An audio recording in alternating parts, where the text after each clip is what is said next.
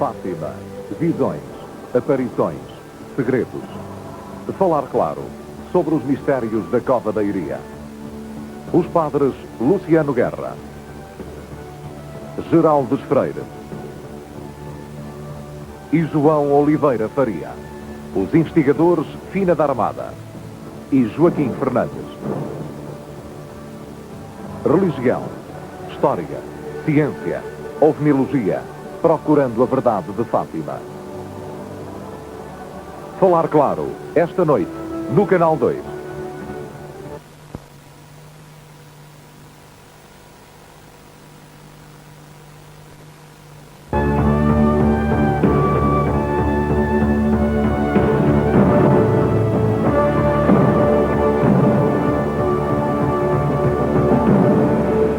Muito boa noite. Os acontecimentos que nos últimos anos sacudiram o leste europeu não surpreenderam toda a gente da mesma maneira.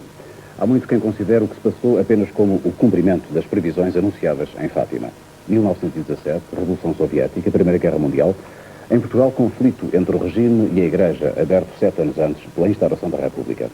Fora decretada a extinção e a expulsão das ordens religiosas, o ensino da doutrina cristã fora banido das escolas, membros do clero sofriam perseguições.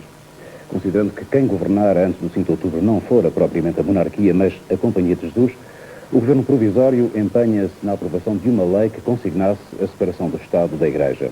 Diploma da autoria de Afonso Costa, que em 1911 previa a eliminação do catolicismo em Portugal no prazo de 2 gerações. De certa forma, foi o contrário que se verificou com o impulso sofrido pela fé católica através de um fenómeno com epicentro na Cova da Iria e futuras repercussões em todo o mundo. 74 anos depois, inseparável do clima político em que surgiu, Fátima é para uns um episódio à espera de demonstração científica, para outros, um caso de fé que não aguarda provas. Ave Maria, cheia de graça, o Senhor é convosco, bendita sois vós entre as mulheres, bendito é o fruto do vosso ventre, Jesus. Gloria in excelsis Deo.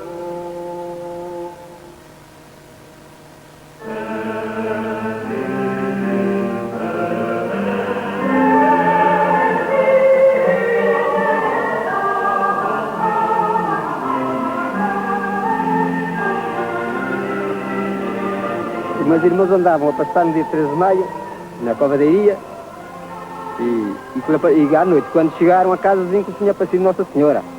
Nem o meu pai, nem a minha mãe não acreditavam que fosse verdade.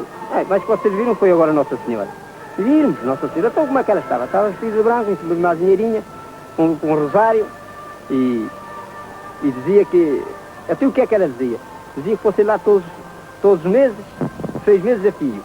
Depois, quando fosse em outubro, que dizia que fazia um milagre. Contou que tinham visto uma mulherzinha muito bonita. Eu sou do céu, estava assim com as mãos, eu sou do céu. E a Lúcia perguntou-lhe, e o que vem cá fazer? Vim cá dizer-lhe que venham aqui 6 meses seguidos. E só depois dos 6 meses é que eu digo o que quero. E vim lá, creio que fosse no 3º mês.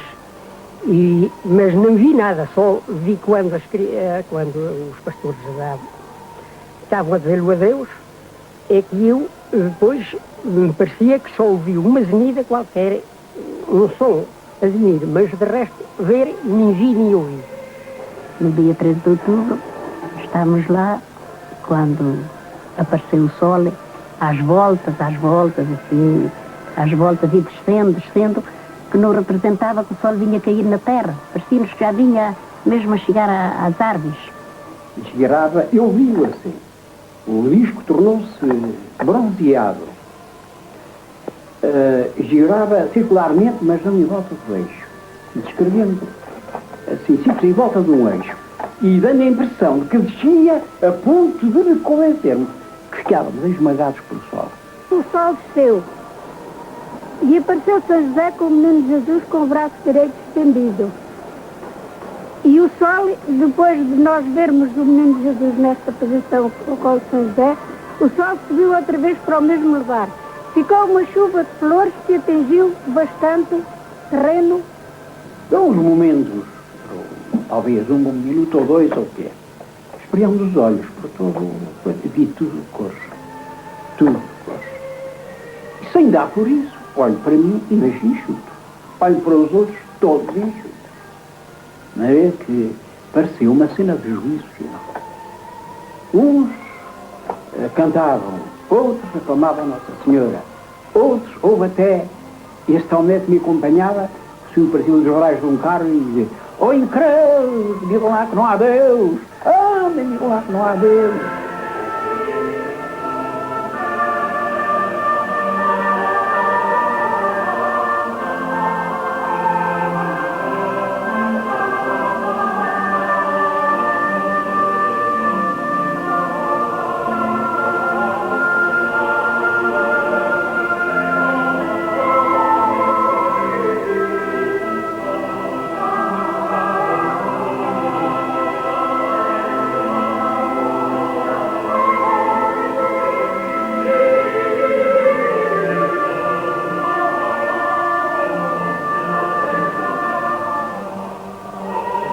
Comunicação oficial.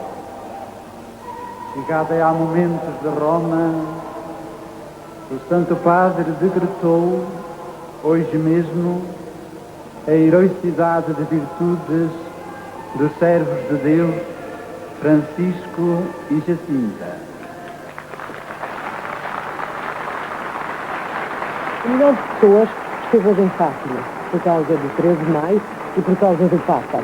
Fátima foi, aliás, o principal motivo por que João Paulo II veio a Portugal. Gloria in excelsis Deo.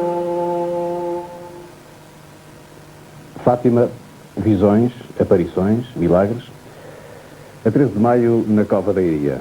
O fenómeno do Sol, a 13 de outubro. O que viu, quem viu. O que disseram os videntes e o que Lúcia acrescentou. Profecias, mensagens e segredos à espera de revelação. Fátima, 1917, sobrenatural ou extraterrestre, mistérios para um debate que é da ciência e da religião. O Dr. Geraldo Freire tem 63 anos e é o cônego da sede de Porto Alegre, professor catedrático da Faculdade de Letras de Coimbra, é doutor em Linguística Latina, especialista em crítica textual, foi por isso convidado para trabalhar na edição crítica dos textos de Fátima, tarefa que atualmente coordena.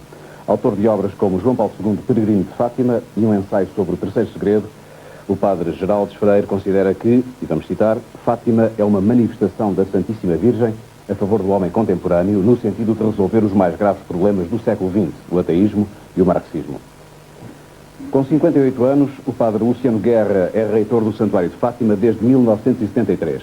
Doutorou-se em Filosofia e Teologia nas faculdades de Roma e Salamanca e ainda no Instituto Católico de Paris. Diretor de um colégio secundário durante alguns anos, é autor de diversos artigos e conferências, designadamente sobre as relações de Fátima com a autoridade pontifícia. O Dr. Luciano Guerra define o que se passou em Fátima como uma intervenção de Deus na história dos homens. Fina da Armada tem 46 anos e é formada em História pela Universidade do Porto. Preparatória investigadora de História na área da mulher, é colaboradora regular de jornais. Autora de Fátima, o que se passou em 1917, escreveu com Joaquim Fernandes Intervenção extraterrestre em Fátima, as aparições e o fenómeno OVNI.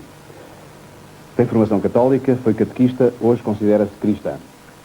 Quanto ao que se passou em Fátima, a doutora Fina da Armada considera que as aparições foram verdadeiras, mas não foi Nossa Senhora que lá apareceu. Joaquim Fernandes, já citado coautor com Fina da Armada do livro Intervenções extraterrestres em Fátima, tem 45 anos. É jornalista e está a completar o curso de História na Faculdade de Letras do Porto. Fundador e membro da Comissão Nacional de Investigação do Fenómeno OVNI, dedica-se há vários anos à pesquisa histórica nesta área do conhecimento. Com formação católica e considerando-se cristão, Joaquim Fernandes define o que se passou em Fátima em 1917 como, citamos, um fenómeno digno de atenção científica que terá resultado de vários níveis da realidade que nos cerca. Dominicano com 76 anos, Frei João de Oliveira Faria é formado em Teologia e durante 20 anos foi diretor de um colégio do ensino secundário. É autor de várias obras sobre assuntos doutrinários de teologia, designadamente o livro Perguntas sobre Fátima e Fátima Desmascarada. Atualmente dedica-se à pregação e escolheu ocupar-se do apoio aos pobres e doentes. Frei João de Oliveira considera os acontecimentos de Fátima, tal como foram revelados pelos videntes, como verdadeiros milagres e comunicações de Deus. Interroga-se, contudo, sobre as revelações tardias de Lúcia. Editor da secção Ciência, Tecnologia e Educação do Jornal Público, José Vítor Malheiros é o jornalista esta noite convidado a comentar, no final, o debate que aqui vamos agora iniciar. Muito boa noite a todos. Frei João Oliveira, o senhor estava em Fátima em 13 de maio de 1924, tinha 10 anos então, e assistiu a um fenómeno que, aliás, também ocorreu por ocasião das aparições. Aquilo que se chamou chuva de pétalas, ou cabelos de anjo, flocos brancos vindos do céu. Podemos começar o debate com o seu testemunho. O que é que o senhor viu nesse ano de 1924, portanto há 67 anos? Eu era rapazito, mas já com sangue na guerra. E em vez de ir da minha casa para Fátima, fui para a escola da ateliê, fui da minha casa direitinho a Fátima pelos caminhos de cabra que havia nesse tempo, com a curiosidade de ver o que lá se passava. Assisti realmente a essa chamada chuva de rosas e recordo que toda aquela gente exclamava: que é isto? E ninguém deu explicação. Só víamos e admirávamos aquilo que caía só sobre a multidão do recinto de Fátima, do santuário. E isso é que para nós fez mistério. O senhor tocou em algum desses Ora bem, tentei. E outros tentaram, mas ninguém conseguia. Porque apanhávamos uma pétala, íamos a ver e ela já tinha desaparecido. Grande decepção. E, naturalmente, que muitos desejariam colher e recolher e guardar. Mas nem eu, nem ninguém, que eu saiba, ninguém conseguiu. Era aspecto de pétalas brancas que caíam em chuva sobre a multidão, mas ninguém conseguia reter, guardar na mão alguma pétalazinha. Eu recordo-me que aquela gente toda era: ai, que é isso? E havia quem aventasse uma explicação. Aquela gente humilde que fazia aquele conjunto compacto de gente, de olhos no céu ao ver aquilo. E diziam alguns: são as graças de Nossa Senhora a cair sobre nós. Ficámos nesse mistério. E ainda continuamos nele. Ninguém no seu livro, Frei João Oliveira, escreve, a certa altura, referindo-se a este episódio, escreve que vi o fenómeno, mas não sei explicá-lo. Quem ousará negar o seu caráter sobrenatural? Esses flocos brancos, os investigadores da biologia chamam fibra-alvina. Joaquim Fernandes ousa negar o caráter sobrenatural do fenómeno a que o Frei João assistiu.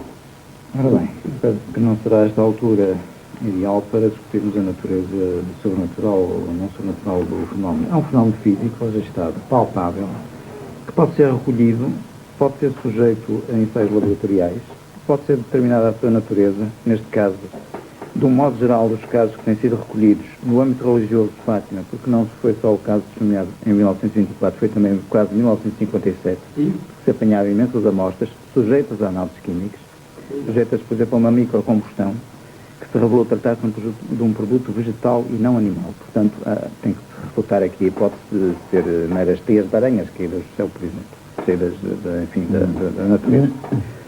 Um caso paralelo ocorre em 1959 em Évora, um caso, enfim, entre mãos, que foi sujeito a uma análise rigorosa por investigadores do Instituto Comercial na época e que nós posteriormente tivemos acesso. Revelou-se também que a sua natureza, a sua textura era muito, muito idêntica, uma natureza fibrosa, digamos, todo aquele conjunto de filamentos como que argamassados com uma certa coesão, uma substância viscosa.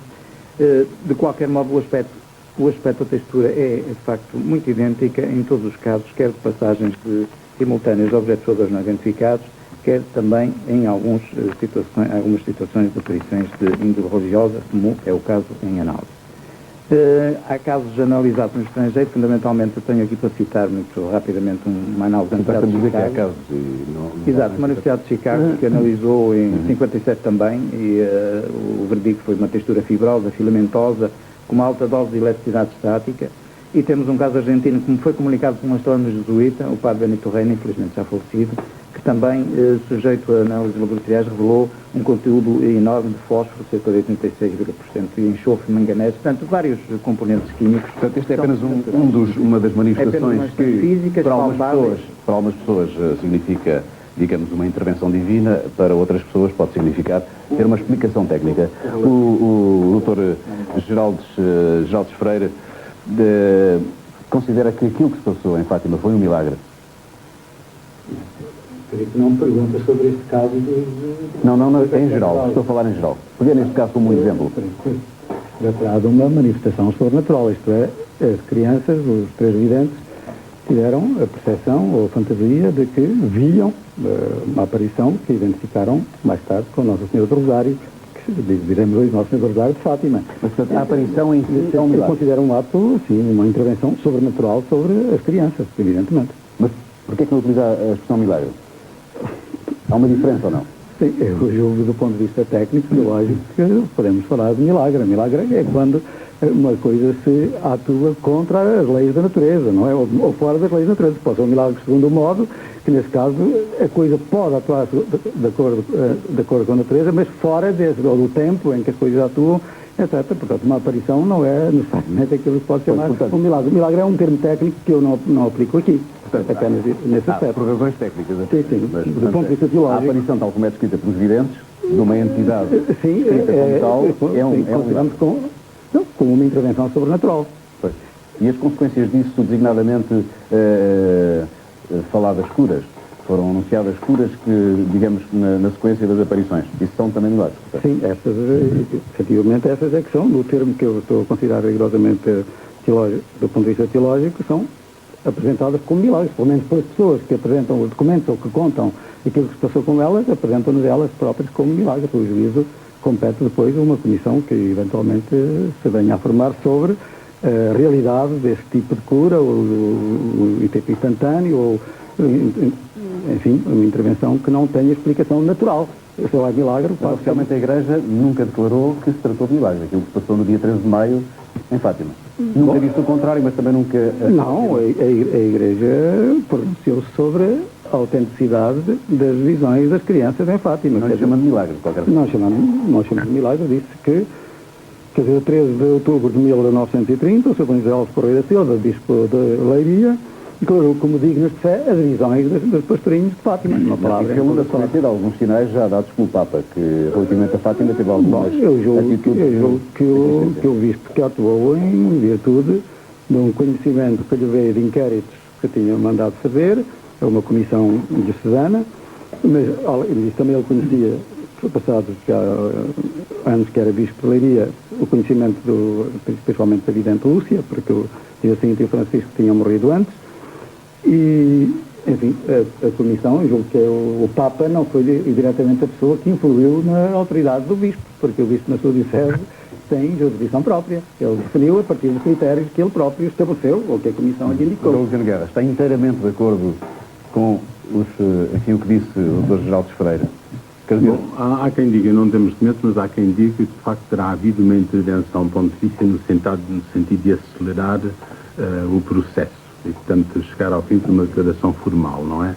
Agora, realmente, antes de 1930, a única intervenção clara que temos de um Papa foi o Pio XI, que em 1929, em Roma, numa visita dos alunos do Colégio Português, distribuiu no fim estampas de Nossa Senhora de Fátima. Que é a única intervenção. Fez uma missa mais tarde, penso que em honra da Virgem. Não, mas isso muito mais tarde, porque benzeu também uma imagem de Nossa Senhora de Fátima para o Colégio Português em Roma. Mas até então, realmente, o conhecemos. Há quem diga que houve uma intervenção de Bento XV ou em 1900. Mas quando eu perguntava ao Dr. Luciano Guerra estava de acordo, não era tanto nesse aspecto, era na definição que o Dr. Geraldes Freire fez do que aconteceu, chamando de milagre, o que eu penso que não é a posição oficial da Igreja. A Igreja admitiu, o Bispo da Diocese admitiu que, de facto, pelo menos o prodígio solar, chamado prodígio solar, e outros sinais de que ele fala, eram sinais realmente que autenticavam, portanto, a pretensão das crianças que Nossa Senhora tinha. Quando falo do prodígio solar, falo daquilo que se chama o milagre do sol. Exatamente. Mas portanto, o Bispo da Diocese tomou-o como um verdadeiro sinal de Deus.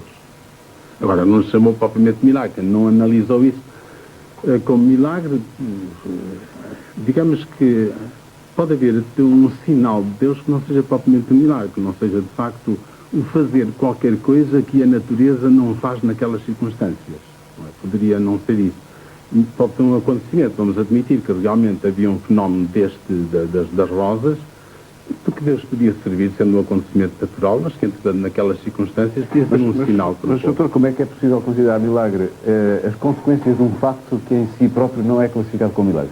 Se Deus realmente procura circunstâncias em que sabe que a pessoa vai ser induzida a concluir que houve uma intervenção divina, se essa escolha foi de Deus, como aliás são todas as escolhas, a pessoa pode considerá-la de facto como um sinal de Deus. Mas, portanto, o Dr. Luciano Guerra também acha que aquilo a que se chamou o milagre do sol foi um milagre.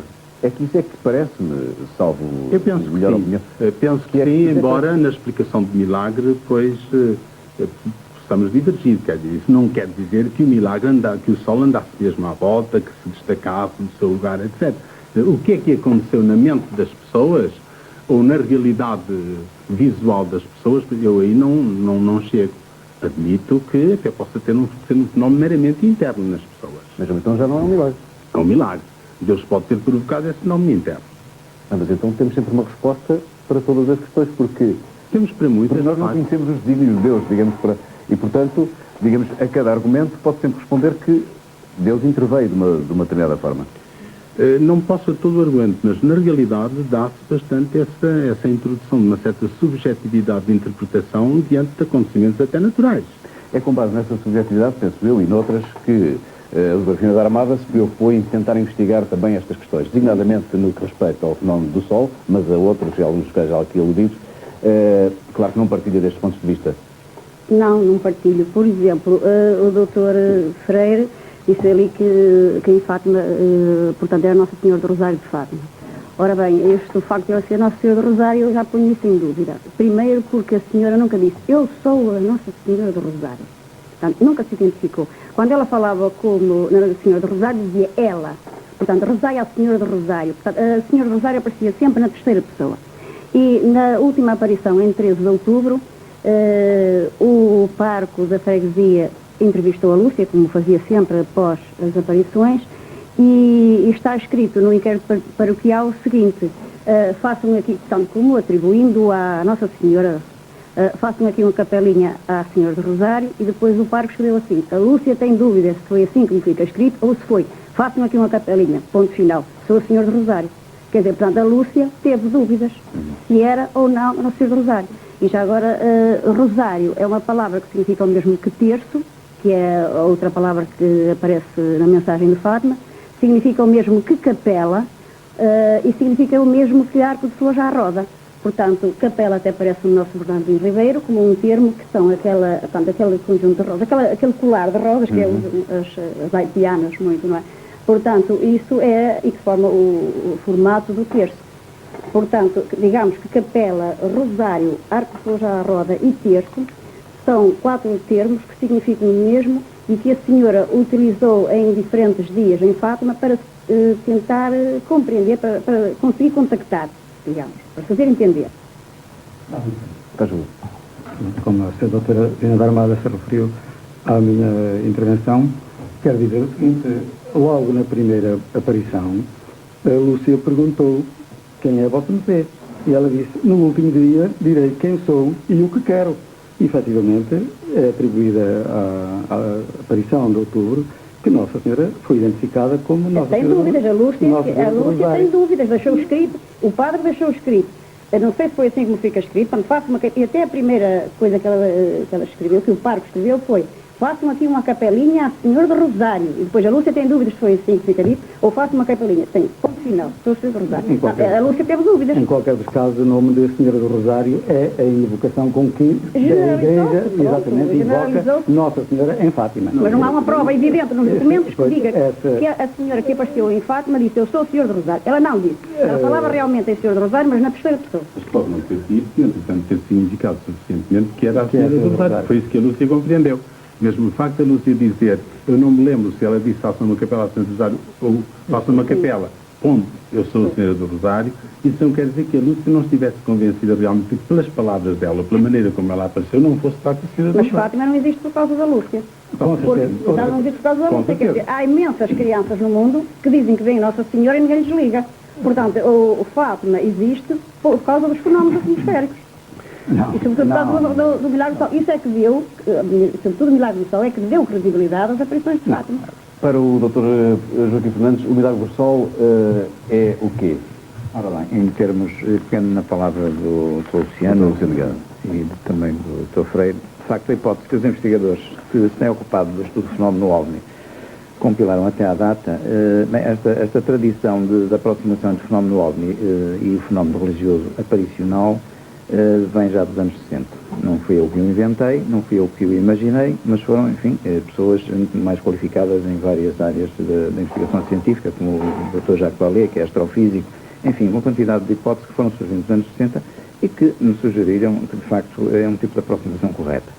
Parece-me que, em termos racionais, em termos, aliás, confirmados por investigadores que posteriormente receberam a nossa obra e reagiram sobre as nossas reflexões, e que parecem dar-nos razão no sentido de podermos equacionar alguma racionalidade neste tipo de intervenção, eu posso apresentar aqui o plano que está inscrito na nossa obra, em que sugere como se processou o chamado Milagre do Sol. Isto é, vamos supor um objeto... É de difícil leitura, preferia que explicasse possível. Vamos supor um objeto que desce na vertical do lugar, que se aproxima quase à altura de um pinheiro, que aliás consta dos relatos, e que provoca um efeito, digamos, um efeito de radiação não identificada neste caso, não podemos determinar, porque só na altura com a instrumentação precisa é que se poderia determinar.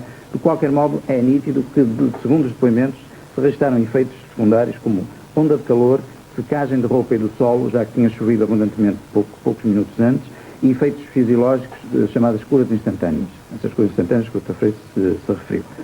Estas testemunhas foram recolhidas por nós, são 27, e estão todas situadas numa faixa com cerca de 70 metros de largura, num plano de orientação norte-sul, e todas elas referem os efeitos citados, o calor, a secagem do solo e o efeito fisiológico. Portanto, penso ter-se tratado de um efeito físico mesurável à luz de algumas hipóteses de trabalho, sublinho, hipóteses de trabalho que em termos de física hoje se colocam, nomeadamente a hipótese avançada pelo físico americano James McCampbell. Portanto, traduzindo isso, tratar-se-ia, segundo essa lógica, de um OVNI. Uma intervenção de um objeto voador não identificado. De uma fonte que emitiu uma radiação luminosa dentro do nosso espectro eletromagnético, que é imenso e que nós apenas compartilhamos uma simples fração. E essa tese explica todos os aspectos, os que referiu e outros? Dentro das extrapolações dos físicos citados e que eu tive a ocasião de recolher e das quais recebi correspondência, todos eles estão de acordo que uma determinada radiação do espectro eletromagnético na frequência das microondas pode explicar este conjunto de efeitos físicos registrados em frente. Mas há um que Joaquim Fernandes não citou, que é o de a chuva ter parado. Parece que a chuva parou. Isso é uma coincidência? A chuva parou antes, de facto, do desencadeado chamado Milagre do Sol, da descida na concepção. Isso seria uma coincidência? Teria sido uma coincidência ou talvez não. Talvez efeito da passagem, exatamente da descida, da aproximação do próprio objeto, que provocou uma alteração ambiental e provocou exatamente as consequências físicas e fisiológicas mesuradas e registradas pelas testemunhas. Refiro que são testemunhas em primeira mão, que referem com coerência e com determinação a totalidade dos efeitos. E penso que agora todo dar a palavra ao doutor, o Frei João, estes argumentos de que, afinal, segundo a investigação do Dr. Joaquim Fernandes, o Milagre do Sol seria explicável por uma intervenção de uma entidade extraterrena, mecânica, aquilo que se chamar um OVNI. É sensível a esta argumentação? Eu creio que todas as intervenções podem ajudar a chegar a compreender melhor o fenómeno. Mas mais importante é sabermos se as fontes iniciais de informação se mantiveram até hoje, ou se houve uma alteração, ou se houve... Houve algumas alterações, mas acha que houve algumas alterações, quer dizer, as declarações da irmã Lúcia a partir de uma determinada data são relativamente diferentes, mas em que é que julga que são substancialmente diferentes, de tal modo importantes que alteram o quadro das coisas? Concretamente, em que é muito importante? As fontes de informação é que interessam. Sim. Nós sabemos que as cabeças começaram a trabalhar e o povo é assim mesmo. O povo é assim mesmo. E nós temos que estar de pé atrás porque chegaram até muito longe nesse trabalho de imaginação e depois cada um queria exprimir da melhor maneira o que sentia e o que viu. E os pastorinhos, creio eu, que devem ser considerados uma fonte inicial muito importante. Ora, os pastorinhos quase nada disseram na primeira interrogação. E na segunda também. E depois é que começaram a dizer mais do que disseram no princípio. As informações que temos da parte deles, iniciais, são muito pobres. Eu vi, mas não iam mais longe. Mas depois, noutras interrogações posteriores, já diziam muito mais do que disseram à primeira vez. E isto é naturalmente compreensível. Todos nós, e o povo então ainda mais, a princípio viu qualquer coisa, mas depois a cabeça trabalha. Portanto, põe-se um problema de saber até onde é que se pode acreditar e a partir de onde é que não se deve acreditar. E saber ao certo o que é que eles informaram no princípio. Dr. Luciano Guerra está a analisar, Dr. Geraldo Freire está a analisar os textos e está a analisar os textos, enfim, é coordenador dessa comissão que trabalha nessa tarefa e certamente que tem uma opinião formada sobre justamente as declarações que foram feitas em determinados momentos e pelos vários videntes e não tem nenhumas perplexidades nem nenhumas dúvidas. Bom, ou partilha do ponto de vista do Frei João... bastante admirado até que o Frei João de Oliveira esteja apenas a basear-se no testemunho das crianças, dos videntes de Nossa Senhora, quando o chamado Milagre do Sol precisamente teve influência sobre a grande multidão. Um jornalista do século que lá se encontrava, logo, na reportagem seguinte, veio dizer o que é que ele viu, e o que é que ele viu. E ele veio explicar, mais tarde, numa outra redação, o mesmo perplexidade, a admiração, porque o Milagre do Sol não é só a secagem das roupas, ou o aumento de calor, etc. Bom, pelo menos a sensação que as pessoas tinham de que o sol parece que caía sobre as pessoas. Por outro lado, o sol que rodava sobre si próprio. Por outro ainda, a mudança de luz, a diversa luz, o amarelo, o vermelho, o roxo. Exatamente. Portanto, esse fenómeno... Exatamente. A minha intervenção... A Lúcia diz que não viu o Milagre do Sol. Como eu estava a dizer, não é sobre o depoimento da Lúcia e dos pastorinhos que nós nos baseamos para saber o que foi o chamado Milagre do Sol a 13 de outubro, mas sobre dezenas e dezenas de testemunhos escritos de jornalistas, de pessoas fidedignas. Na semana passada nós tivemos a acabar de analisar o chamado testemunho do Conde Alvaiado, como também o testemunho do Dr. Almeida Garrett, longos testemunhos de pessoas formadas em Direito, ambos, os dois formados em Direito, mas que descrevem em pormenor o que se passou. Mas a par desse nós temos dezenas. Temos arquivadas dezenas de testemunhos. Mas o problema é que nós conseguimos juntar 100 testemunhos no Milagre do Sol. A doutora Fina Armada tem 100 testemunhos. Portanto, nós não podemos partir de dizer que as crianças estavam, digamos, absorvidas com a visão de Nossa Senhora. Eu devo dizer que nesse dia, Frei João de Oliveira, sabe perfeitamente, que eles diziam, o que viram mais? Nós vimos também São José e o Menino Jesus. Quer dizer, eles continuaram absortos numa visão, chamemos, sobrenatural. Mas o Francisco não via, não é? O Francisco via, inteiramente. Não ouvia, exatamente. Quanto o Milagre do Sol se deu em relação à grande multidão. Permita-me, o Frei João, fazer essa correção, que é só o que eu queria dizer. Portanto, o Milagre do Sol foi presenciado por muitas, não sei, 50 mil pessoas estavam lá, mas nem todas também viram. Né? Portanto, por milhares de pessoas, algumas das quais dizem que não viram. Nós não temos nada que, neste momento, a não ser que me perguntem depois, que analisar esse caso, mas temos descrições pormenorizadas de testemunhas fidedignas que, em pormenor, dizem tudo, os diversos aspectos. De forma indireta, está-me a dizer que não se encontram grandes dificuldades, quer dizer, os depoimentos oferecem uma grande coerência para a sua análise. Estava a dizer isso indiretamente. Porquê é que ainda não saiu a edição dos textos?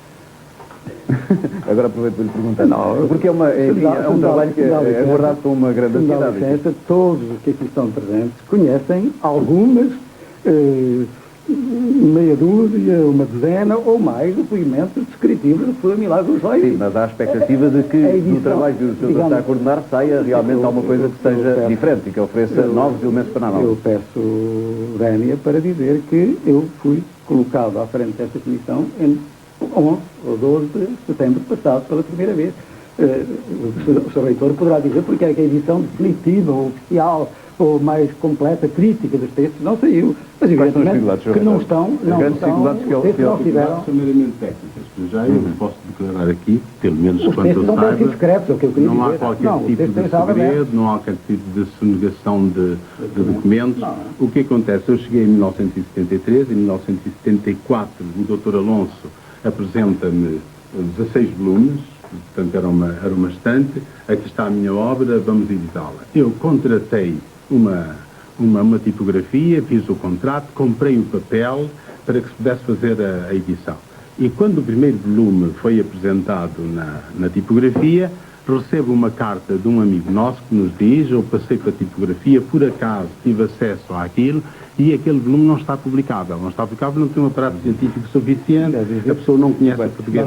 Digamos uma coisa, vamos ficar surpreendidos com alguma coisa que vai surgir na edição. Quer dizer, realmente a edição trará alguma coisa nova relativamente àquilo que se sabe sobre enfim, eu estou convencido que não. Não. Agora, temos de ter em conta que a irmã Lúcia não morreu ainda e é muito possível que a irmã tenha muitos documentos que virão a ser publicados depois da morte dela. Mas a irmã Lúcia tem sido convocada para prestar declarações nessa comissão? Não, que eu saiba, não. Portanto, depois de 1924 não creio. Porquê é que não é entrevistável a irmã Lúcia, por exemplo? Bom, eu penso que a razão fundamental está em não criar realmente um foco de interesses, não quero dizer jornalísticos, mas tipo popularesco à volta da irmã. Sabe-se que a irmã recebe muitas cartas e receberia muitíssimo mais se de facto o nome dela estivesse assim, frequentemente no público. Portanto, eu penso que a razão fundamental é essa, quer dizer, ela terminou a sua missão e não tem mais declarações a fazer. Mas a ideia, Sr. Reitor, a ideia, penso eu, jornalizada, é que a irmã, mais do que, digamos, estar em reclusão, está enclausurada, no sentido em que está retirada da possibilidade de contatar com as outras pessoas. Aliás, o Frei Bento Domingos até escreve num livro que os jesuítas, enfim, o Dr. Luciano Guerra é jesuíta, foram... Foram os confidentes de Lúcia que até Doroteia a fizeram para melhor a manobrar. E foram eles que souberam administrar as etapas do segredo à alma de todo o negócio. O Frei Domingos é disso. O Frei Domingos não tem o sentido da igreja que eu tenho. Enfim, a igreja dele, isso é diferente da minha, não é? Eu, francamente, teria muitíssima dificuldade. Eu sei que de vez em quando os homens da igreja têm tentações. E algumas vezes tentações graves. Agora, num caso destes, em que acaba por envolver o bispo, o episcopal de uma nação, o Papa, várias vezes, que a mim, eu não posso acreditar que a Igreja tomasse, digamos, qualquer iniciativa de fraude num caso destes. Não, quer dizer, mas, por exemplo, a irmã Lúcia escolheu ir para a Freira, foi conduzida nesse sentido. Sim. Eu estou convencido que sim, é evidente. Não tenho mais documentação nenhuma, não tenho acesso direto enfim, tenho acesso direto de quando em quando, depois à superiora dela e a ela mesma. Mas nada me faz crer, nem sequer ponho essa pergunta, se a irmã veio para aqui porque quis ou porque impuseram vir para aqui.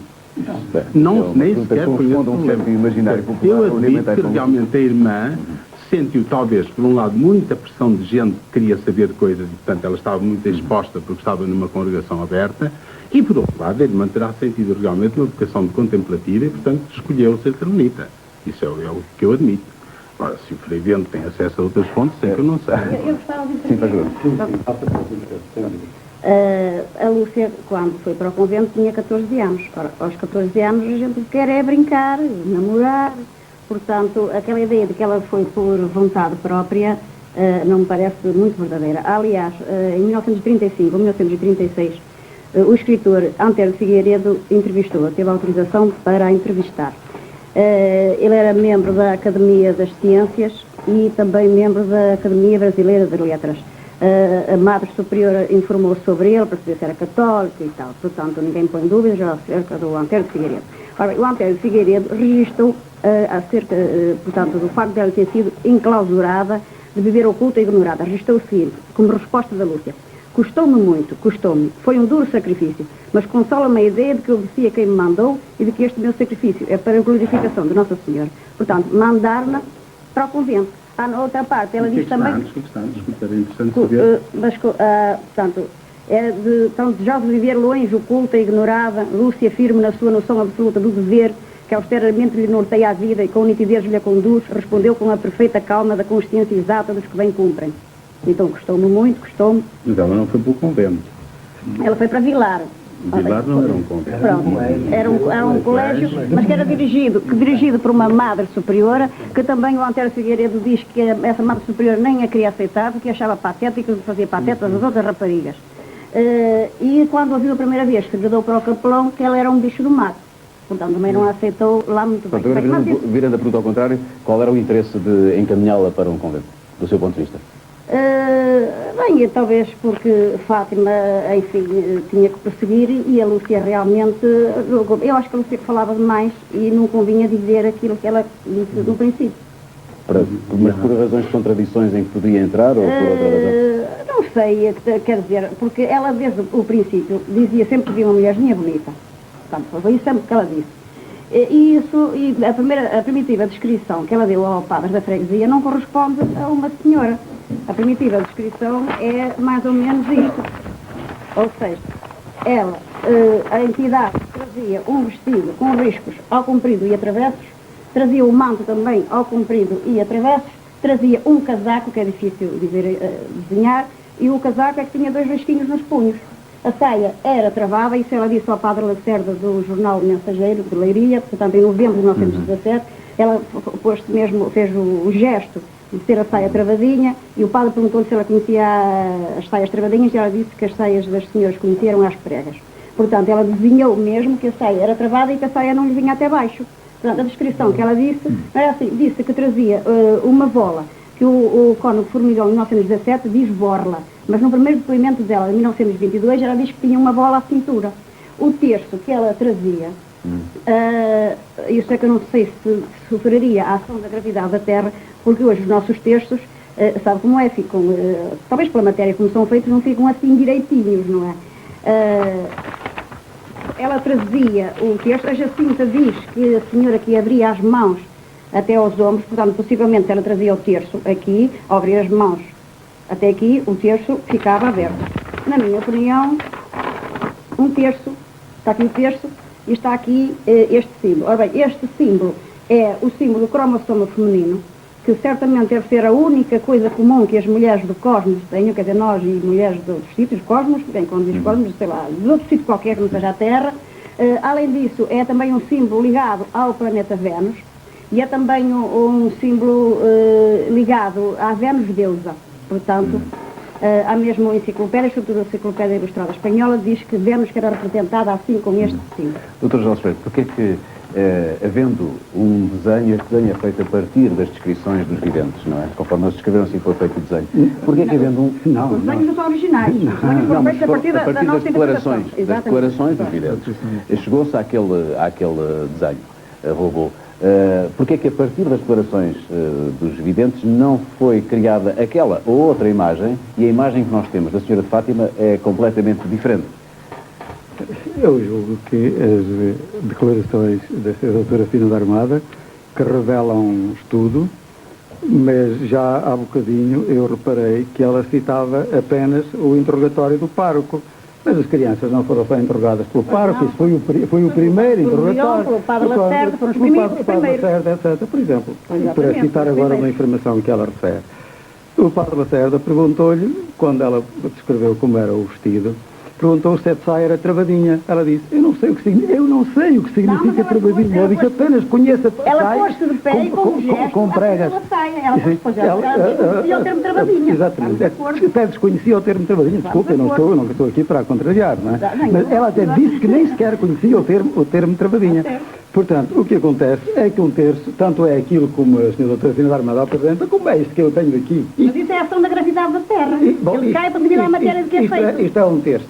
É um terço. Mas já não, enfim, independentemente agora para falar ao inverno, para falar, enfim, em termos femininos, etc., eu julgo que o terço pode ter aquela forma, se nós considerarmos que ele é constituído por 50 Ave Marias, 5 Padre Nosso, e que tem aqui uma cruz no fim, mas não é apenas uma terça parte do rosário. E, portanto, podemos pô-lo naquela posição como noutra qualquer. Isto não é produto da gravidade da Terra. Eu estou-lhe a dar as formas... A matéria, se for feito de uma matéria dura, estou-lhe a dar as formas que puramente entendo. Portanto, aquela interpretação, a senhora doutora é inteiramente livre de tomar a interpretação que quiser, mas um terço não tem nada a ver com o símbolo feminino, nem com a deusa Vênus, nem com a Luciana, porque o terço começou por não ter nem 150 Ave Marias, nem 50, um terço, perdão, nem o rosário, 150 Ave Marias, nem um terço, apenas 50, mas sofreu uma evolução ao longo dos séculos. Os especialistas do rosário são precisamente os dominicanos, sabem perfeitamente que o rosário não nasceu assim feito como nós o temos hoje. Portanto, pode ter a interpretação que quiser.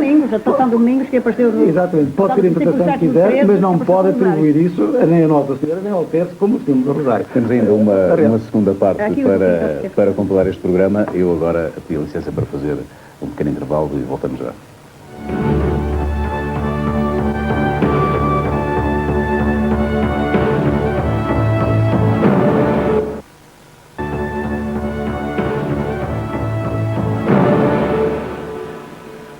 Falar claro, segunda parte, vamos continuar o debate sobre Fátima. O Dr. Joaquim Fernandes, há pouco o Dr. Geraldo Freire falou daquilo que é a característica principal do chamado fenómeno do Sol, ou seja, do Sol. Para lá das características... Num ou noutro movimento há vários... Para lá das características dos efeitos... Digamos que foi incompleta, porque faltou-me a dizer esse pormenor dos movimentos solares. Os movimentos solares parecem que também se enquadram com a tipologia da fenomenologia OVNI atual, tal qual é hoje registado em todo o mundo por investigadores das mais diversas orientações. A chamada queda em folha morta, os movimentos circulares, os movimentos de descida, ascensão, são fundamentalmente esses. E também a sequência cromática das cores tal qual foram registradas em Fátima. Hoje também nos registros que temos, portanto que a OVNI hoje tem registado, a sequência cromática parece-se muito, em toda a sua sequência, muito idêntica àquilo que foi registada em 1917. Digamos, as passagens do vermelho para o azul, as diversas... Portanto, não tendo sido o Sol que caiu, o que é que aconteceu na segunda interpretação? Portanto, dentro da nossa perspectiva, dentro de algumas propostas, nomeadamente do professor Augusto Messan, que é um professor eminente de física, que é Lovaina, que o Sr.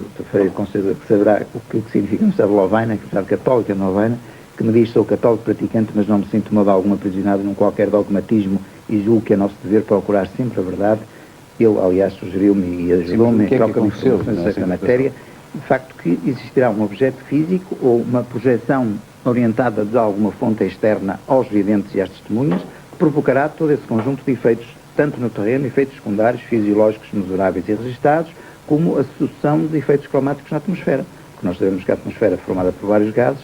Em função de um campo elétrico, por exemplo, é uma das propostas apresentadas por alguns cientistas, essa ação do campo elétrico pode provocar, isso é da física comum, determinados efeitos e colorações conforme o potencial desse campo e conforme a excitação dos determinados gases. Bom, mas isto é demasiado complexo e não valerá a pena aprofundarmos muito mais este aspecto. De qualquer modo, ainda sobre a representação, a questão da representação de Nossa Senhora, de ser Nossa Senhora do Rosário ou não ser Nossa Senhora do Rosário, olha, parece-me que é evidente que em 1917 qualquer estímulo visual, qualquer forma de energia que se proporcionasse a jovens do meio rural, do meio analfabeto, com cerca de 1917, cerca de 1917 temos um grau de analfabetismo de cerca de 80% no nosso país.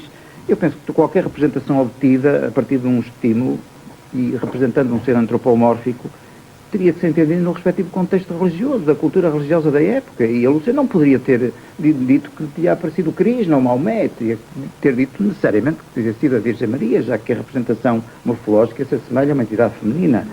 Eu penso que dentro daquilo que Jung, Carl Jung estudou, entre os arquétipos, enfim, que em psicologia das profundidades nós estudamos, pensamos que estas representações têm que ser entendidas no contexto de cada época e naturalmente que a ciência em 1917 estava extremamente bloqueada e atrasada e nunca se iria debruçar sobre um fenómeno que ultrapassava de longe todas as suas capacidades. Mas é hoje exatamente o que se tenta fazer, no campo das hipóteses de trabalho e no campo da cautela científica e do rigor. Luciano Guerra, não se põe o problema de saber como é que os videntes, sem instrução escolar, entendiam conceitos complicados como aqueles que depois reproduziram, como tendo sido o resultado das conversas que mantiveram com a entidade que apareceu? Que reproduziram enquanto crianças? Sim. Não creio que houvesse conceitos complicados para eles. Expressões difíceis, palavras não eram do seu vocabulário habitual. Que se emendem, que rezem o texto todos os dias. Não pode dizer-se que, de facto, nesse tempo houvesse conceitos superiores a eles. O que Lúcia dizia... Lúcia era uma criança, digamos, com uma certa instrução. E, ao contrário do que se diz, Lúcia não tem hoje, quem a vê, do ponto de vista intelectual, e se percebe alguma coisinha, qualquer ar de pateta. Lúcia é uma mulher inteligente. E pelo que escreve... livro que ela que era uma criança inteligente. E pelo que escreve, tem uma grandíssima sensibilidade, um grande espírito de observação, tem uma ótima memória, portanto não é nada desse tipo. Portanto, era uma criança, e além disso, era uma criança que de facto dominava já as crianças do seu lugar, quer dizer, era chefe. Portanto, eu penso que essa terminologia que foi empregada era percebida convenientemente por ela. Mas mais tarde, em declarações posteriores, ela... mais tarde podemos... justamente por ter sido capaz de fazer outras leituras e de abarcar, de interpretar de outra maneira, de uma forma mais profunda, aquilo que teriam sido essas... Eu penso que sim, quer dizer que houve de facto indícios suficientemente claros nesse tempo para que ela percebesse de que é que Nossa Senhora falava e depois, naturalmente, a linguagem em que o arranjou depois recente, de facto, já da sua cultura posterior, mas eu acredito que termos como Rússia ou Pio XI eram termos que ela podia ter perfeitamente fixado nesse tempo, mesmo que não estivesse compreendido. Porque qualquer criança consegue fixar uma fórmula, duas ou três, mesmo que realmente não tenha compreendido completamente. O Frei João, justamente no que respeita às declarações tardias da irmã Lúcia, que tem mais objeções. Isso é que levanta dúvidas e muito sérias. E parece-me que é um dever muito grave da Igreja de tomar isto muito a sério e debruçar-se sobre este problema. Mas como? É que fazendo o quê? A Lúcia, menina, pastorinha, assim como os outros dois, os primos, assim como crianças, transmitiram coisas que umas criancinhas não podiam inventar. E por isso, em França, como cá em Portugal e noutros países por onde tenho andado, todos me dizem que não têm dificuldade nenhuma em admitir como um milagre e como intervenção divina tudo o que foi revelado pelas crianças, pelas três crianças, pelos pastorinhos, inclusive a Lúcia, pastorinha. Mas, mais tarde, quando foi só a Lúcia, já adulta, a revelar coisas, aí, mais devagar, e temos que examinar. E então eles apelam para a consciência dos portugueses, sobretudo os investigadores, para que analisem, para que estudem muito a sério e submetam a uma crítica teológica e bíblica tudo o que foi revelado posteriormente pela Lúcia sozinha. Entretanto, Frei João, aparece um quarto vidente, uma criança que teria também tido algumas visões e que, tanto quanto eu sei, não foi, digamos, tem sido um pouco esquecida no que respeita aos inquéritos oficiais e religiosos sobre esta matéria. Eu julgo que este é um aspecto eu não queria deixar de terminar este pensamento. Eu, há 16 anos, pus por escrito as perguntas mais inquietantes, mas foi espicaçado por por conselheiros estrangeiros, sobretudo em França, no Brasil e em Espanha. E por conseguinte, como disseram, vocês, os portugueses, os que estudam, têm a obrigação de examinar muito a sério tudo o que foi revelado posteriormente pela Lúcia sozinha, porque uns testes nulos, isso que dizem alguns, e foi por isso que eu pus por escrito e submeti essas perguntas a alguns teólogos, sobretudo em França, e eles continuam a dizer, vocês têm a obrigação de tomar muito a sério esta análise das revelações tardias e isoladas da Lúcia.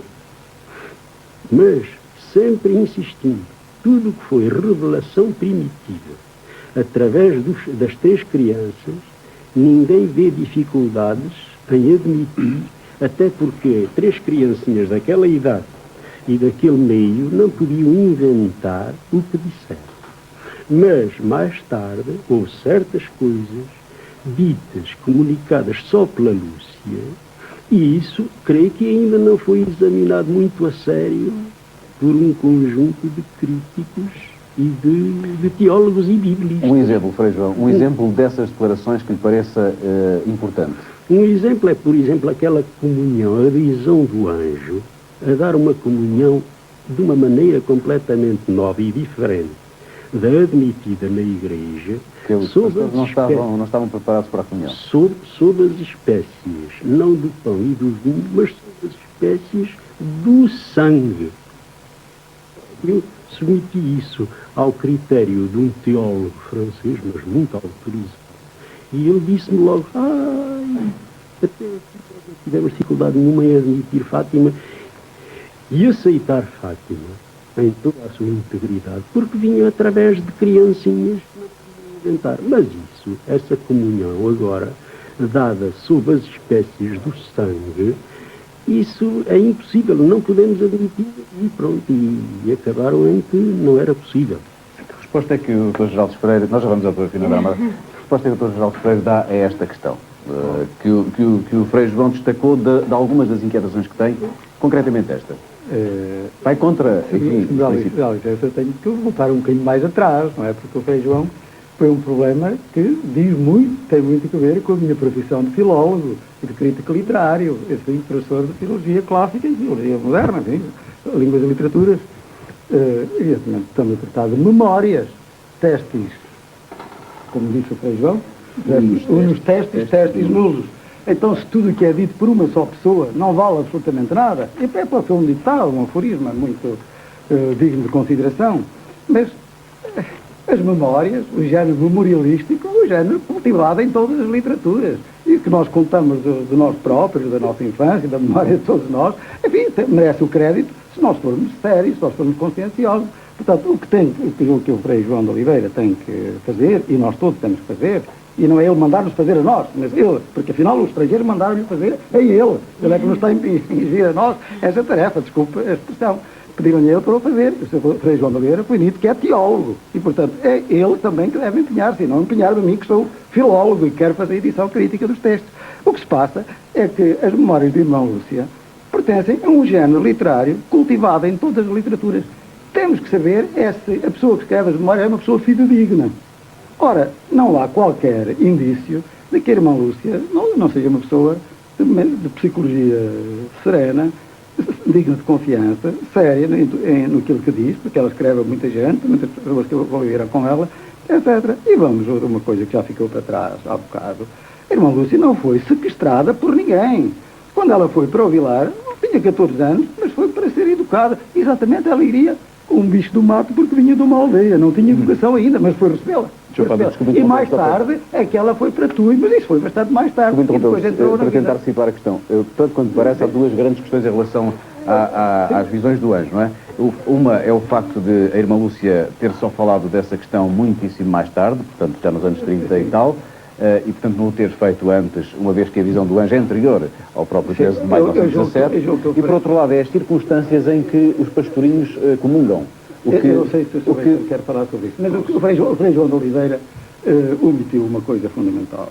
A Lúcia diz omitiu, não foi intencionalmente, certamente, omitiu que Lúcia diz que viu uma hóstia e um cálice. E eles comungaram sobre as duas espécies, a espécie do pão e a espécie do vinho.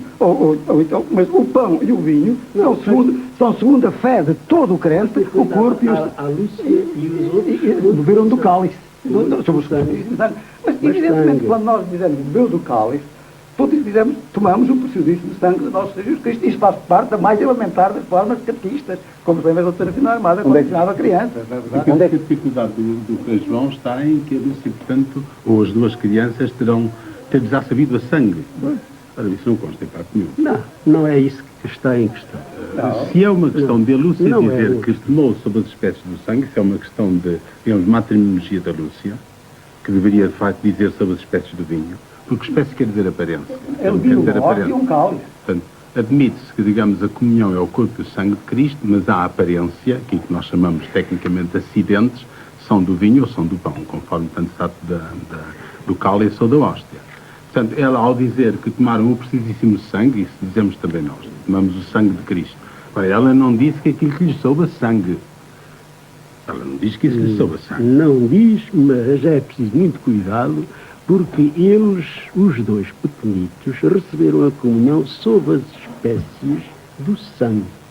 E é isso que Mas quem é que lhe disse isso? Sobre as espécies do sangue? Está lá, isso é exatamente... Pode ser uma descrição dela, uma descrição verdade. Dizem que aos meus primos o anjo deu-lhes a comungar do cálice. Mas é em forma de sangue.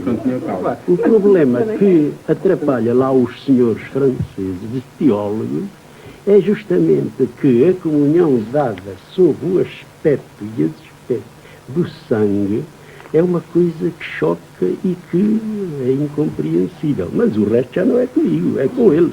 Portanto, o Frei João não se considera esclarecido sobre esta questão, de qualquer maneira? Só apresenta a dificuldade que eles levantaram. Vamos, o Frei João deve pensar, todos os dias que diz missa, se ele não toma as sagradas espécies sobre a espécie do pão e do cálice, isto é, o corpo e o sangue de Cristo. Exatamente. Portanto, se ele comunga ou não comunga todos os dias que celebra, ou comunga das mãos dos sacerdotes, ou das espécies, recebe isto. Ora, nós, se me dão licença, eu usar um bocadinho a palavra mais, e depois contem-me no meu tempo de antena, nós consideramos este facto como um dos factos de caráter ecuménico, de sabor ecuménico, porque a comunhão sobre as duas espécies é uma comunhão habitual na Igreja do Oriente, o que não era na Igreja do Ocidente. Hoje, num casamento, os noivos podem comungar sobre as duas espécies. Hoje, numa ordenação, numa profissão religiosa, os ordinandos ou os noivos podem comungar sobre as duas espécies. E outras ocasiões que venham a ser estipuladas, e, enfim, em várias cerimónias são sabidas comunhões sobre as duas espécies. Ora, isto feito em 1917, quando o rito latino proibia, não previa, diríamos assim, era qualquer coisa de ligação entre o Ocidente e o Oriente. Essa é a interpretação que nós fazemos. Mas podemos esclarecer estas dúvidas? Mas não, exatamente. Se podem esclarecer estas dúvidas, não causar qualquer repugnância ao Frei João de Oliveira, permita-me dizer que nós comunguemos o corpo e o sangue de Cristo. Isto é de todos os nossos dias lá em França. Muito bem. Mas o senhor é teólogo. Eu não. O senhor é teólogo. Eu acho que o padre Faria tem toda a razão. Pelo seguinte, porque em 1917 a Lúcia nunca falou em anjo, nem em comunhão, nem em sangue, nem absolutamente nada. Em 1922, quando ela faz o primeiro depoimento, não fala absolutamente em nada. Aliás, curiosamente, ela até 1925 só fala em visões femininas. E depois de 1925 fala em visões masculinas. Foi aí que ela introduziu os anjos. Portanto, os anjos são tardios. Não há dúvida nenhuma. Os documentos do Dr. Freire sabe muito bem que os anjos não constam. Em qualquer documento, mesmo jornal, como no Conselho de Nação, fala que ela viu uma senhora um ano antes. E essa senhora até provocou um controle de animais que não comeram o campo de trigo. E há, portanto, também ela fala realmente em pré-aparições, mas de senhores. O anjo, isso ela inventou mais tarde. A única coisa que pode dar valor... Diz inventou porque é uma palavra que é escolhida... Pronto, se não quiser inventou, historicamente tem que ser inventou, porque não há nenhum documento em 1917 que prove que ela viu o anjo. Não há. E o Dr. Freire sabe muito bem. A única saída para o anjo é a tese abonilógica. Os senhores não têm outra. E a tese etnológica ali o Joaquim Fernandes pode realmente explicar o que foi isso. Foi uma preparação, quer dizer, deram-lhes às duas crianças algo a beber e à Lúcia algo a comer, que permitia que ela pudesse ver melhor e dialogar e comunicar com a entidade, e as outras crianças tiveram um papel apagado nessas aparições. Foi portanto, a preparação. Quer dizer, é a única saída... Mas o conhecimento foi inventado ou não? Ora bem, por seguinte, em ovniologia, mas o Joaquim Fernandes é que é o especialista nisso, em ovniologia há uma quebra de memória, há imensos, portanto, testemunhos de pessoas que são até capturadas e, portanto, depois não se lembram absolutamente de nada. Depois têm que ser submetidas a um série de exames, etc., para falarem desses testemunhos. Portanto, é possível... Portanto, nós até podemos, historicamente não pode ser, agora, até pode ser que ela realmente tivesse tido uma experiência prévia que fosse uma preparação para as aparições da senhora e que ela esqueceu. Temos que reconhecer que, em 1917, ela esqueceu, não se lembrava do anjo. Mas o Joaquim Fernandes explica melhor. Bom, o facto, enfim, do repertório ovniológico atual e considerando que temos também que aceitar, digamos, a veracidade, pelo menos a credibilidade dos investigadores envolvidos, já que também tomamos em linha de conta que todos os depoimentos relativos a Fátima são provas de convicção. Penso que também podemos fazer uma aproximação com as situações atuais. De facto, há alguns casos de narrativas em que parece-me que há uma preparação prévia com a ingestão de diversos líquidos que, alegados seres associados a OVNIs, digamos, oferecem às pessoas. Naturalmente que, como aliás a Sra. Armada abordou, esse relato só é recuperável através do recurso à hipnose profunda, já que de facto existe lapsos lacunares de memória importantes na sequência dessas experiências. Esse quadro sinóptico, esse quadro sintomático, digamos, aliás muito parecido com o de Fátima, começa por incluir a visão de um objeto luminoso ou de uma entidade luminosa que atrai a pessoa, aliás é essa, digamos, a sugestão que leva os videntes a aproximarem-se do fenómeno. Ser associado segue-se depois de umas situações em que são caracterizadas por aquinésia, uma certa imobilidade, um certo transe, e posteriormente as fases já que envolvem lapsos temporais de memória, etc.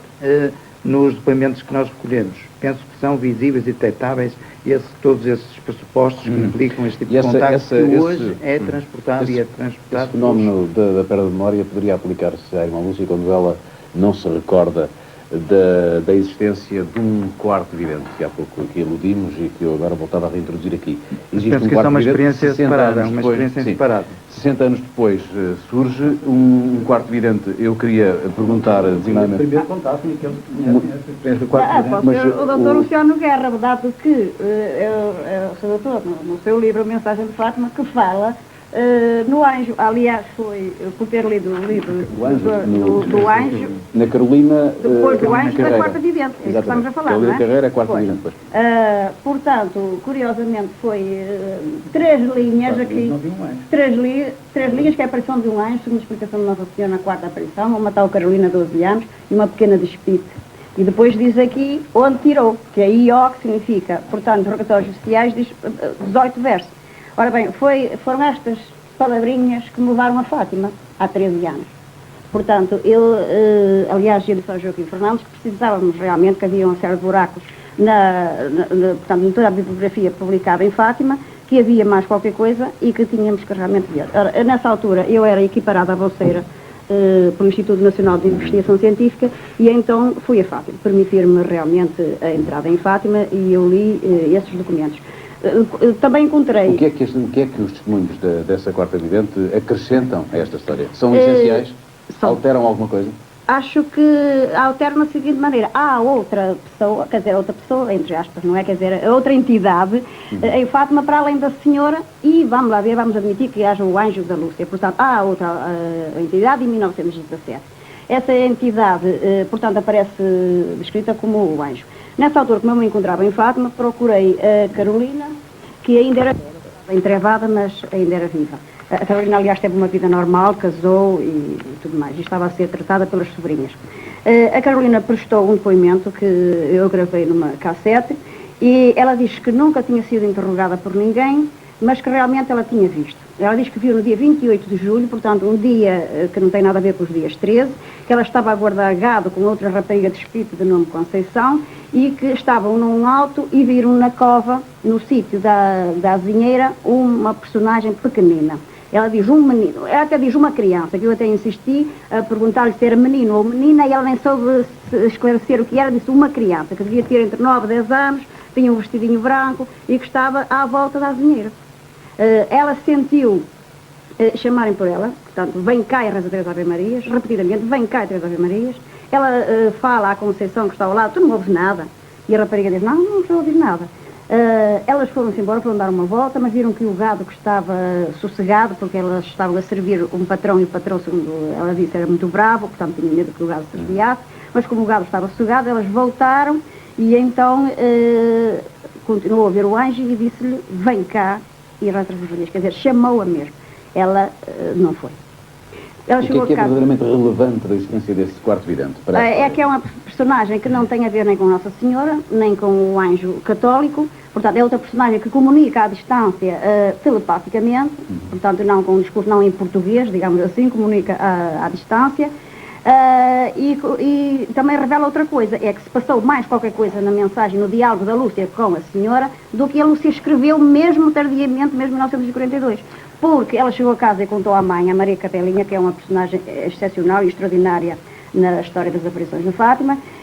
A mãe não acreditou, nem o irmão, mas ela depois disse à Lúcia para perguntar à Nossa Senhora quem é que a filha tinha visto. E, segundo a Lúcia disse, contou à Maria da Capelinha, na aparição do Valinho, no dia 19 de agosto, ela perguntou se tinha aparecido mais alguma vez e mais alguém na Cova da Iria. E a senhora esclareceu que a Carolina que tinha visto era um anjo, portanto foi palavras, portanto, da entidade. Curiosamente, mais tarde, o futuro bispo do Viseu, José Pedro Silva, perguntou-lhe esse respeito. Disse, afinal, a irmã recorda-se de ter perguntado à senhora acerca do anjo e tal, da Carolina, e ela respondeu, não me lembro de nada. Isso foi por volta de 1946, 1947, corrija-me se estou enganada. Portanto, já tinha passado, a Lúcia esqueceu também isso. Pois, foi por isso que eu disse. Dr. Geraldo Freire, como é que explica que as autoridades religiosas tenham esquecido a existência desta quarta vidente e nunca a tenham ouvido? Porque o seu depoimento deveria ser importante. Quer dizer, qual é a sua interpretação? Não estou a pedir a responsabilidade. Eu começo por dizer, com a franqueza que tenho que expor neste momento, que eu tomei conta da documentação em setembro passado, que estamos a estudar os documentos de 1917, o que já são mais de uma centena, e que, portanto, já vimos tudo o que é referente às aparições, interrogatórios de 1917, e que não há a mínima referência, Então não é o que diz ali o Dr. Luciano Guerra aqui no livro? Eu não estou a dizer que a testemunha não aparecesse, etc. E que isso não faz parte da mensagem de Fátima, que isso não se encontra nos relatórios do pároco, que isso não se encontra nos relatórios do Dr. Formigão, que isso não se encontra nos relatórios do Dr. Lacerda, e que a irmã Lúcia também estão lembrada disso em 46. Nos arquivos do Formigão encontrei... Convinha um esclarecimento, uma vez que o doutor confirma a existência desta quarta vez. Nestas ocasiões de peregrinações, ao lado das verdadeiras, que, portanto, são admitidas por alguns, há sempre uma chusma-rusma de falsas. Ou seja, este que viu aquilo, aquele que leu com o outro também viu Nossa Senhora. Esta seria falsa, outra viu o sol.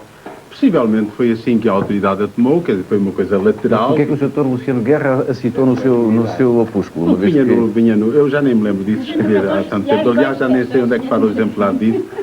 Portanto, vinha lá, não sei não sei neste momento porque é que a citei, mas acho que se pode citar, admitindo que de facto foi um fenómeno, digamos, coexistente. Agora, que a autoridade que investigou os acontecimentos achou que não devia tomar em conta.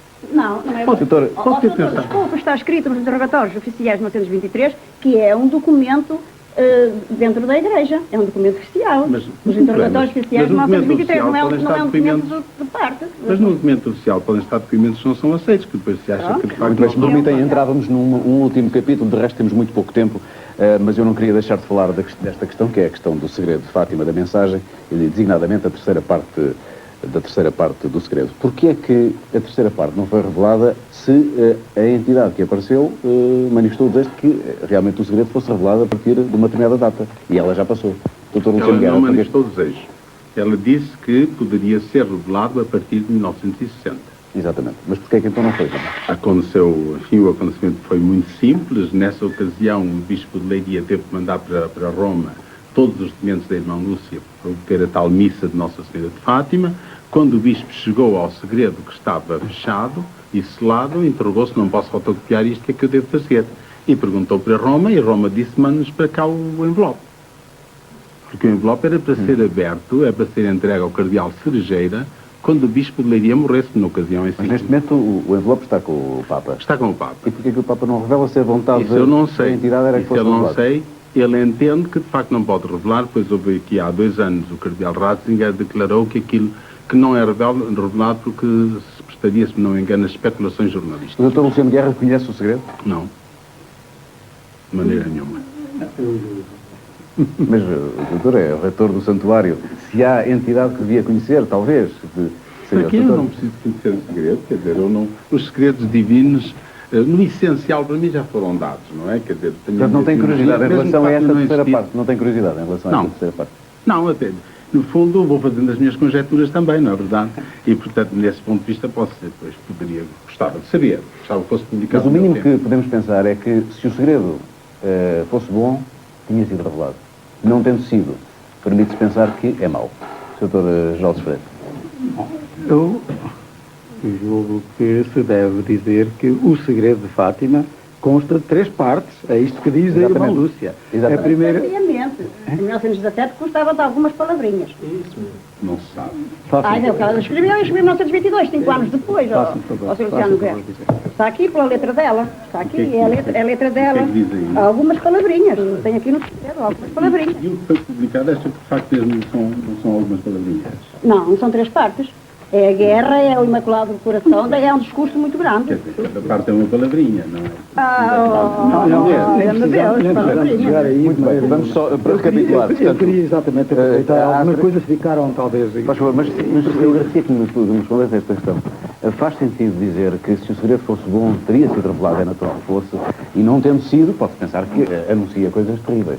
A primeira coisa que temos a dizer, é corrigir aquilo que o tratado disse, é o seguinte: Lúcia nunca escreveu que o segredo devia ser revelado depois de 1970. Disse que ele pode ser revelado se ela morrer ou depois de 1960. 2 condições. Mas não era do interesse da humanidade que ele fosse revelado, Agora, se ele anunciasse coisas boas. O segredo, e eu tive a sorte de ser a primeira pessoa que creio eu, a quem o Monsenhor Capo Vila disse, fui aberto, julgo que foi a primeira pessoa que o abriu, em 1959, em agosto de 1959. Houve umas 8 ou 9 pessoas, como o Monsenhor Capo Vila, que então tomaram conhecimento dele.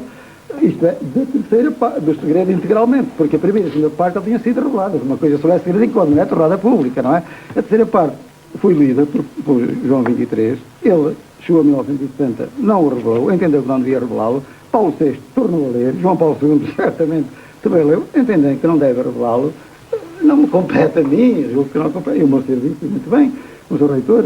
Bem, a gente até gostaria de saber. Mas se o Papa... O doutor Aldier já até fez uma especulação, digamos... Se o Papa entende por bem não o revelar, é porque, no seu critério, chamamos de alto critério, ou soberano critério, acha melhor não revelar. Todavia, não há dúvida que existem conjecturas. A minha intervenção vem apenas do